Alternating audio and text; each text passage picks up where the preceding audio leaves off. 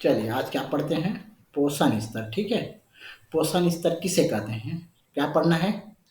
पोषण। तो आप जानते हैं कि हमारे शरीर की वृद्धि के लिए क्या जरूरी है? भोजन जरूरी। जो भोजन आप खाते हैं वह पाचन के बाद शरीर के विभिन्न अंगों द्वारा अंतर ग्रहण किया जाता है। हम जो भोजन खाते हो कहाँ जाता है? शरीर के अंदर चला जाता है। तो आहार पोषक तत्व प्रदान करता है। ये पोषक तत्व शरीर के द्वारा उपयोग किए जाते हैं। किसके द्वारा? पोषक तत्व शरीर के द्वारा जिससे विभिन्न विशिष्ट कार्यों के संपादन कार्य करते हैं। आपने संतुलित आहार के विषय में पढ़ा है। क्या आप याद है? या सामान्य वृद्धि एवं विकास एवं अच्छे स्वास्थ्य को जीवन पर्यंत बनाए रखने के लिए अति महत्वपूर्ण है। कौन अति महत्वपूर्ण है? पोषण। जब आपका आहार असंतुलित मात्रा में पोषक तत्व प्रदान करता है, चाहे वह आवश्यकता से कम हो अथवा आवश्यकता से अधिक हो, तो शरीर में पोषक तत्व का असंतुलन हो जाता है ना। ज्यादा पोषक तत्व भी प्राप्त करो तब भी से शरीर असंतुलित हो जाएगा और कम करेंगे तो भी असंतुलित हो जाएगा। इसलिए पोषक तत्व कैसा लेना चाहिए? पोषक तत्व को संतुलित, समान। यह स्थिति विभिन्न रोगों के लिए जिम्मेदार है। कम या वृद्धि का रुक जाना, यहाँ तक कि कभी कभी यह मृत्यु का कारण भी बन सकती है। ठीक है, तो आप जानते हैं कि असंतुलित पोषण के कारण विभिन्न प्रकार के सामान्य स्वास्थ्य समस्याओं से बच्चे, गर्भवती महिलाएं और दुग्ध स्रावी महिलाएं पीड़ित हो जाती है। कौन कौन पीड़ित हो जाते हैं? है ना। स्वास्थ्य समस्याओं बच्चे हैं, गर्भवती महिलाएं हैं और दूध पिलाने वाली महिलाएं हैं, वो पीड़ित हो जाती है अगर संतुलित पोषक नहीं मिलेगा तो, है ना। हमारे देश में विभिन्न पोषण योजनाएं संचालित की जा रही है जिसमें से इन समस्याओं को सुलझाया जा सकता है। ठीक है, तो हम पढ़ेंगे इस पाठ में। आप पोषण स्तर के विषय में पढ़ेंगे एवं इन्हें निर्धारित करने के तरीकों के विषय में जानकारी पाएंगे। तो आप विभिन्न प्रकार के पोषण संबंधी बीमारियों में उनके उन्मूलन एवं निराकरण संबंधी कार्य योजनाओं का अध्ययन करेंगे जिनका देश में संचालन किया जा रहा है। तो आइए देखते हैं, है ना। इस पाठ को पढ़ने के पश्चात आप निम्नलिखित करने में सक्षम हो सकेंगे। किसके बारे में जानेंगे? पोषण की परिभाषा लिख सकते हैं, है ना। कुपोषण का परिभाषा लिख सकते हैं, कुपोषण के प्रकार बता सकते हैं और कुपोषण होने के कारण भी बता सकते हैं ना, पढ़ेंगे तो। ठीक है, तो पोषण स्तर, ये पहला प्रश्न इसमें है ना। पोषण स्तर किसको कहते हैं? किसी व्यक्ति के स्वास्थ्य की स्थिति जो पोषक तत्वों के अंतर्ग्रहण एवं उपयोग के प्रभाव से होती है। ठीक है, उसको कहते हैं पोषण स्तर कहा जाता है। ठीक है, तो आप जानते हैं अच्छे स्वास्थ्य एवं स्वास्थ्य शरीर के लिए हमें पौष्टिक आहार की आवश्यकता होती है। किसकी आवश्यकता? पौष्टिक। जब हमारा शरीर जरूरतों को पूरा करने की उपयुक्त मात्रा में पोषक तत्व ग्रहण करता है तब हमें अच्छे पोषण की अवस्था में होते हैं। हमारा पोषण स्तर सामान्य होता है जब संतुलित रहेगा तो ना। यद्यपि जब पोषक तत्व हमारे भोजन में उपयुक्त मात्रा में नहीं होते हैं या सुचारू रूप से शरीर द्वारा ग्रहण नहीं किए जाते तो हमारे शरीर में एक प्रकार का असंतुलित पैदा करते हैं। क्या करते हैं? असंतुलित। यदि वह बहुत समय तक चलता रहता है तो अत्यंत गंभीर समस्या बन सकती है, जो कि क्या बन सकती है? घातक सिद्ध भी हो सकती है। ठीक है, अगर सही पोषण तत्व रहेगा, सामान्य पोषण स्तर, तो क्या करना चाहिए? सामान्य पोषण स्तर किसको कहते हैं? तो सामान्य पोषण स्तर में संतुलित आहार ग्रहण करना है। क्या करना है? संतुलित आहार और पोषक तत्वों का सामान्य उपयोग करना है। ठीक है, संतुलित आहार ग्रहण करना और पोषक तत्वों का सामान्य उपयोग। ठीक है, तब सामान्य पोषण स्तर बोलेंगे। ठीक, यदि एक या अधिक पोषक तत्वों के अत्यधिक या एकदम कम मात्रा में ली जाए या शरीर द्वारा उचित उपयोग न किया जाए तो यह शरीर में असंतुलन की स्थिति होती है। यह स्थिति कुपोषण होता है ना। हम अत्यधिक भोजन भी करेंगे तो भी कुपोषण हो सकता है ना। नहीं पचेगा तो नहीं होगा क्या? और कम भोजन लेंगे, कम पोषक तत्व लेंगे तो भी शरीर कमजोर हो जाएगा। तो क्या होगा? तो क्या होगा? कम मात्रा में भोजन मिलेगा तो शरीर कमजोर होगा तो कुपोषण होता है ना। ठीक है, तो कुपोषण के प्रकार क्या होते हैं? एक कुपोषण जो है कैसे होता है? असंतुलित आहार ग्रहण करना, सही ढंग से खाना नहीं खाना, तब कुपोषण हो सकता है। और जो शरीर में पोषक तत्वों का उचित उपयोग ना होना, भाई तो आपके शरीर को सही पोषक तत्व नहीं मिलेगा सही संतुलित भोजन नहीं करोगे तो सही पोषक तत्व तो नहीं मिलेगा, मिलेगा क्या, है ना। तो इस प्रकार से कुपोषण दो प्रकार के होते हैं। यदि एक या एक से अधिक पोषक तत्व की कमी हो जाए तो यह स्थिति न्यून पोषण कहलाती है। क्या पोषण कहलाती है? न्यून पोषण। कब? एक से अधिक माने पोषक तत्व की कमी हो जाए, कमी, क्या हो जाए? पोषक तत्व। तो उसको कौन से पोषण कहते हैं? न्यून पोषण। और पोषक तत्व की अधिकता हो जाए तो उसको कौन से पोषण कहते हैं? अति पोषण। ठीक है, ठीक, ये अति पोषण। ये लिखा है इसमें, जब एक से अधिक पोषक तत्व की कमी हो जाए तो वह स्थिति न्यून पोषण, यद्यपि जब वह पोषक तत्व की अधिकता हो जाए तो यह स्थिति अति पोषण। ठीक है, देखिए एक कुपोषण का प्रभाव देख। न्यून पोषण मतलब कैसा दिख रहा है? पतला दुबला, पेट निकले जैसा, बाकी हड्डी कंकाल जैसा दिख रहा है ना। और अति पोषण में कैसा दिख रहा है? कट्टा कट्टा, बीमारी, मोटापा, है ना, सिर झुका हुआ, तो कमजोर है ना, दोनों स्थिति में कमजोर है। इसलिए न्यून पोषण भी नहीं होना चाहिए ना, अति पोषण नहीं होना चाहिए ना। तो इस प्रकार कुपोषण कितने प्रकार के होते हैं? दो। कौन कौन सा? न्यून पोषण, अति पोषण। आपने ऐसे लोगों को अवश्य देखा होगा जो अपने शरीर की आवश्यकता से अधिक ऊर्जा वाले खाद्य पदार्थों का सेवन करते हैं, परिणाम स्वरूप ये मोटे हो जाते हैं। तो लोग बहुत नहीं खाते हैं चटपटर और शरीर में काम नहीं करते हैं, ढंग से पचा नहीं पाते हैं, तो कौन सा हो जाएगा? कौन सा पोषण कहलाएगा? अति पोषण। अति पोषण, है ना। ठीक है, और अत्यधिक वजन वाले हो जाते हैं। अत्यधिक वजन वाला हो जाएगा, क्या होगा? चलने में ना दिक्कत होगा कि नहीं? मोटापे की स्थिति में घातक है, मोटापा हो जाएगा, इससे क्या गंभीर बीमारी हो जाएगा। लेकिन हमारे देश में ऐसा कम है, लेकिन कौन ज्यादा है? न्यून पोषण की स्थिति अधिक पाई जाती है, बल्कि कुपोषण न्यून पोषण का पर्यायवाची। कुपोषण किसका पर्यायवाची है? न्यून पोषण। ठीक है, अब कुपोषण के कारण देखते हैं, किसके कारण होता है कुपोषण। क्या आपको पता है कुपोषण क्यों होता है? आइए देखते हैं कुपोषण के लिए कौन कौन से कारण जिम्मेदार है। कारण, भोजन की उपलब्धता में कमी होने के कारण, है ना। किसके कारण होता है? भोजन की उपलब्धता में कमी होने के कारण। ठीक है, अल्प आहार ग्रहण करना, एक प्रभाव क्या होता है? अल्प आहार, कम भोजन करने के कारण से, है ना। जनसंख्या में वृद्धि, जिसके घर में ज़्यादा जनसंख्या है तो उसको कहाँ खाना मिलेगा? बाहर तो खाना पड़ेगा। तो जनसंख्या में वृद्धि के कारण से भी होता है ना। अत्यधिक व्यक्ति का भरण पोषण, ज़्यादा संख्या रहेगा तो सब मिलेगा क्या खाना पीना ढंग से? है ना, नहीं, थोड़ा थोड़ा बांट के खाना है, एक जन को मिलना चाहिए, ऐसा मिलेगा क्या सबको? तो जिसके कारण जनसंख्या में वृद्धि के कारण कम पैदावार, कम पैदावार मतलब ज़्यादा फसल पैदा नहीं होगा, खाने को नहीं मिलेगा, तब भी होगा ना। भंडारों का अंत, घर में सामान नहीं रहेगा, है ना, संसार में, देश में खाने पीने का सामान नहीं रहेगा, तब भी कुपोषण हो सकता है कि नहीं? है ना। तो इसके कारण क्या है? सबको अल्प आहार, कम खाने को मिलेगा, है ना। कभी कभार का होता है अज्ञानता। अज्ञानता मतलब जानकारी के अभाव। किसके अभाव में? जानकारी के अभाव।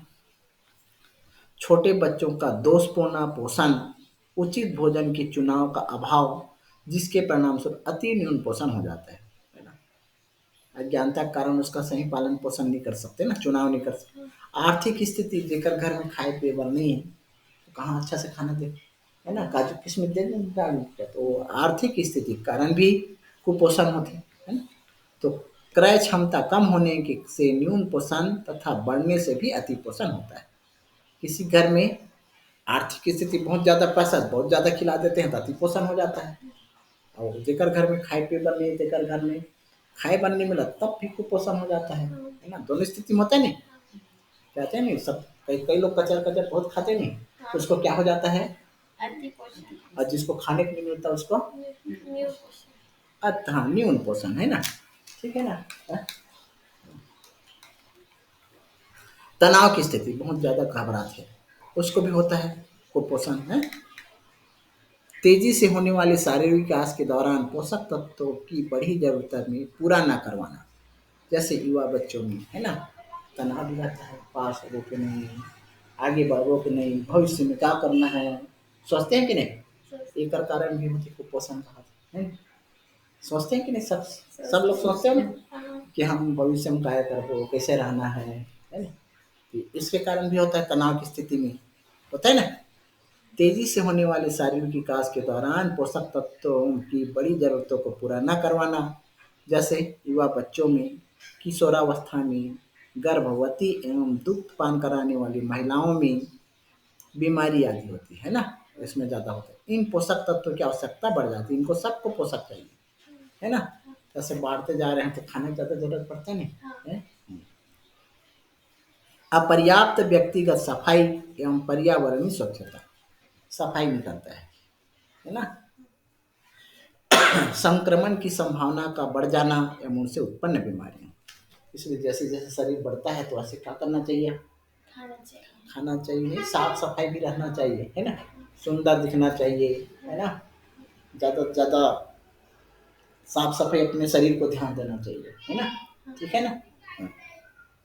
ये अपर्याप्त व्यक्तिगत सफाई एवं पर्यावरणीय स्वच्छता, आप लोग बड़े हो गए हैं तो बचपन में तो उसके माँ बाप नहलाते हैं, अब बड़े होते हैं तो कौन किसको नहाना चाहिए, अपने को है ना, तो व्यक्तिगत सफाई करना चाहिए है ना, पर्याप्त, तो ये इस अब नहीं करेंगे तो क्या होगा, शरीर में बीमारी होगा, बीमारी होगा तो कुपोषण होगा है ना, ठीक है ना।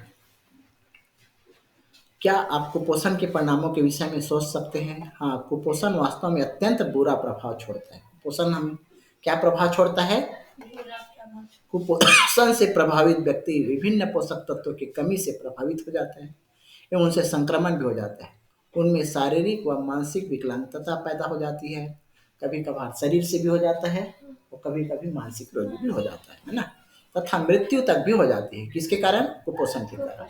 तो कुपोषण से प्रभावित व्यक्तियों के कार्य करने की क्षमता भी कम होती है, जो कुपोषण रहता है उसके काम करने की क्षमता क्या होता है, कम हो जाते है ना, ठीक है। पोषण स्तन का निर्धारण कैसे करें है ना, इसको भी देख दे, इसको देखें कि चलो पोषण स्तर का निर्धारण कैसे निर्धारण करें है ना। अब आप सोचते रहेंगे कि आप अपना या अपने दोस्तों का पोषण स्तर कैसे जानेंगे, हम सोचना पड़ेगा, अरे पोषण स्तर हम क्या खाएं हमारा शरीर के पोषण के लिए, तो इसके बारे में सोचते हैं, ठीक। किसी व्यक्ति समूह के पोषण स्तर को निरूपित करने की प्रक्रिया को पोषण स्तर कहा जाता है, यहाँ पर परिभाषा है ना, किसी व्यक्ति समूह के पोषण स्तर को निरूपित करने की प्रक्रिया को पोषण स्तर, ठीक है, निर्धारण माना जाता है। तो आइए आसान तरीकों से अपना एवं दूसरों का पोषण स्तर जान सकते हैं। ये प्रक्रिया शारीरिक माप द्वारा, शरीर को बार बार क्या करना चाहिए, वजन करना चाहिए, माप के द्वारा पोषण को जान सकते हैं। भोज्य पदार्थों के अंतर्ग्रहण के निर्धारण द्वारा, पोषक तत्वों की कमी से होने वाली बीमारियों की पहचान द्वारा, ठीक। तो शारीरिक विकास देखते हैं, आप जानते हैं शैशवावस्था के प्रारंभिक काल में शरीर की वृद्धि तेजी से होती है ना, छोटे रहते हैं जल्दी जल्दी बढ़ते नहीं, अतः 5 वर्ष से कम उम्र के बच्चों में कुपोषण की संभावना सबसे ज्यादा होती है, कितने वर्ष में, 5 है ना, इसलिए उनको सही आहार मिलना चाहिए। वृद्धि को शारीरिक भार एवं लंबाई को माप कर स्थित निर्धारित किया जाता है, किसको किसको, शारीरिक भार मतलब वजन को और इसकी लंबाई को है ना, ऊंचाई को नाप करके निर्धारण कर सकता है ना शारीरिक, एक बच्चे का एक निश्चित उम्र में एक निश्चित शारीरिक लंबाई एवं भार होता है, दूसरे शब्दों में बच्चों में शारीरिक लंबाई एवं भार पोषण स्तर में को दर्शाने वाले संकेत को ही हो सकते हैं, ठीक है। तो आप कैसे जानेंगे कि बच्चों का सामान्य लंबाई एवं भार क्या है, यह मानक भार एवं लंबाई दी गई है जिसको एक निश्चित उम्र में प्राप्त करने की अपेक्षा की जाती है, ये संकेत कहलाते हैं, क्या कहलाते हैं, संकेत। तो तालिका में दिया गया है, देखिए इसमें है ना, आइए 1 साल का ऊंचाई कितना होना चाहिए, 76.1 सेंटीमीटर है, एक का एक इसमें दिया गया है बच्चे की लंबाई एवं भार सांकेतिक लंबाई एवं भार के कम होने की स्थिति में वृद्धि को मंद माना जाता है, तो हम कह सकते हैं बालक कुपोषण से ग्रस्त है। देखिए इसमें आयु 1 है तो कितना ऊंचाई होना चाहिए? 76.1 सेंटीमीटर, और वजन कितना होना चाहिए? 10.2 किलो होना चाहिए। ठीक है। और लड़कियों का ऊंचाई कितना होना चाहिए? 74.3 सेंटीमीटर, और उसका वजन कितना होना चाहिए? 9.5। अब 1.5 वर्ष का हुआ तब कितना ऊंचाई होना चाहिए? 82.4 दिख रहा है ना। और वजन कितना होना चाहिए? 11.5। और लड़कियों का, हाँ बढ़िया बोलना, अच्छा से करो। और वजन कितना होना चाहिए? 10.8। ठीक है। अब 2 साल का होगा कोई बालक, तो उसकी ऊंचाई कितना होना चाहिए? 85.6 दिखा कि नहीं दिखा था? दिखा था। हाँ। और वजन कितना होना चाहिए? 12.3। और लड़कियों का ऊंचाई कितना होना चाहिए? 84.5 दिखा था। हाँ। और वजन 11.8। आप लोग बोलोगे तब तो।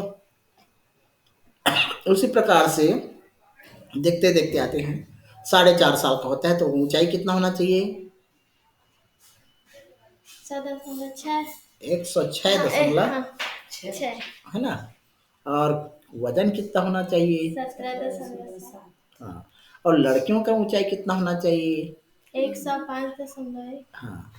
और भार कितना होना चाहिए? 16.8। 16.8। ठीक है।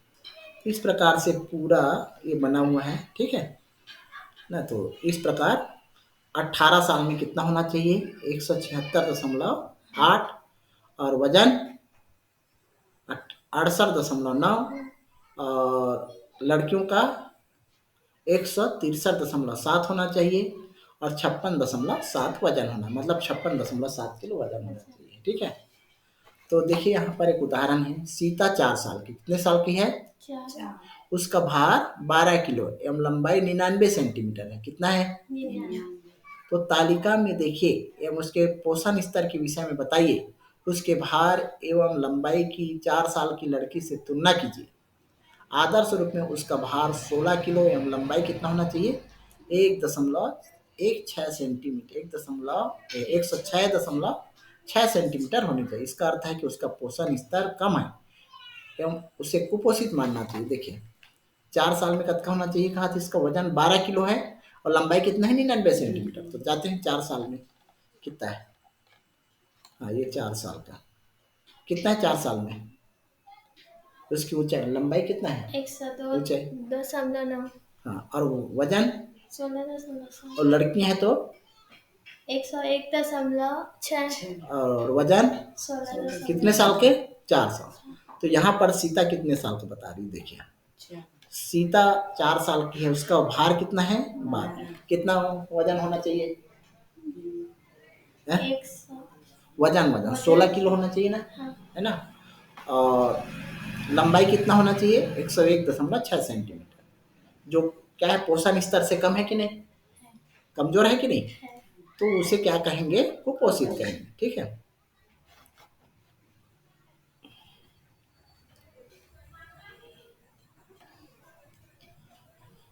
अब देखते हैं आहारी अंतर्ग्रहण, है ना। यह निर्धारण का दूसरा माध्यम है। आपको याद होगा कि शरीर को स्वस्थ रखने के लिए संतुलित आहार आवश्यक है। क्या आवश्यक है? संतुलित आहार। ठीक है। पोषक स्तर को निर्धारित करने के लिए पिछले कितने 24 घंटों में लिए गए खाद्य पदार्थों का रिकॉर्ड जरूरी है। क्या जरूरी है? तो इस जानकारी के लिए दिए गए चित्र में 6.3, 6.4 से तुलना करते हैं। चित्र में दिए गए आहार वयस्क पुरुष एवं स्त्री के लिए उपयुक्त है। परोसे गए भोजन की मात्रा विभिन्न कार्य समूह के लिए अलग अलग होती है। तुलना करने पर यह पता चल सकता है कि व्यक्ति सामान्य अनुशंसित आहार ग्रहण कर रहा है या नहीं। ठीक है। तो इस प्रकार क्या होना चाहिए? आहार की मात्रा व्यक्ति का सामान्य पोषण स्तर अथवा नहीं, इसे साफ साफ दर्शाती है। आइए आपके पोषण स्तर को निर्धारित करने का तरीका जानते हैं। कैसा होना चाहिए आपको, है ना। इसके अनुसार खाना पीना ढंग से, इसलिए गृह विज्ञान पढ़ते हैं ना। चाहे तो स्वस्थ रहते हैं, उसके घर भी बढ़िया रहता है। सब घर वाले संतुलित भोजन करवाएंगे कि नहीं है? एक निश्चित दिन में खाए गए आहार और कच्चे खाद्य पदार्थ की मात्रा ग्राम में लिख ले, है ना, कब तक खाते। तो इस प्रकार से ये प्रैक्टिकल है ना, भोजन को विभिन्न आहार समूह में बांट कर उनकी कुल मात्रा निकाले, ये प्रैक्टिकल में आता है ना, व्यवहारिक। ठीक है। अंत में विभिन्न समूहों को अनुसार अनुशंसित तथा ग्रहण आहार की मात्रा की उसकी उम्र एवं लिंग के अनुसार तुलना करें। यदि ग्रहण किया आहार अनुशंसित आहार से मिलता है तो यह सामान्य पोषण स्तर दर्शाता है। इस प्रकार आप किसी भी व्यक्ति के पोषण स्तर का निर्धारण कर सकते हैं। ठीक,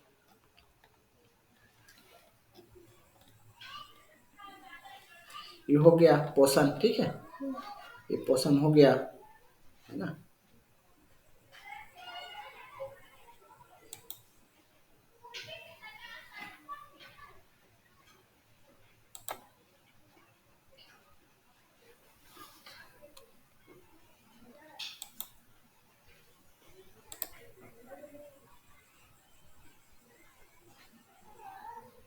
नहीं हुआ क्या यार,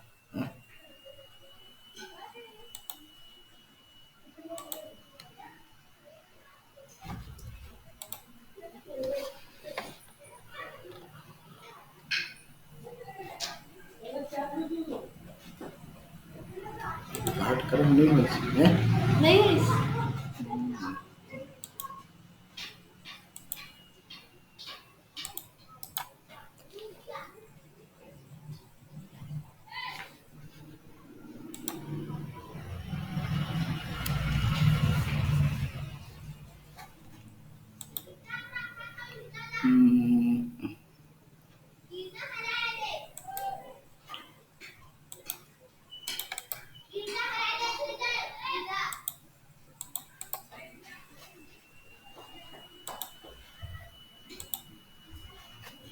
इसके लिए ना दूसरा उपाय करना चाहिए था।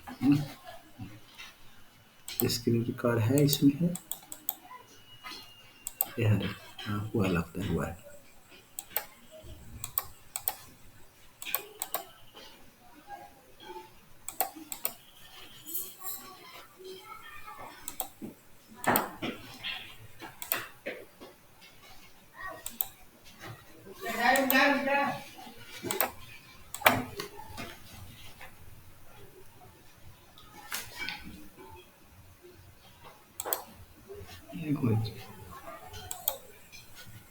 नहीं हुआ, है ना।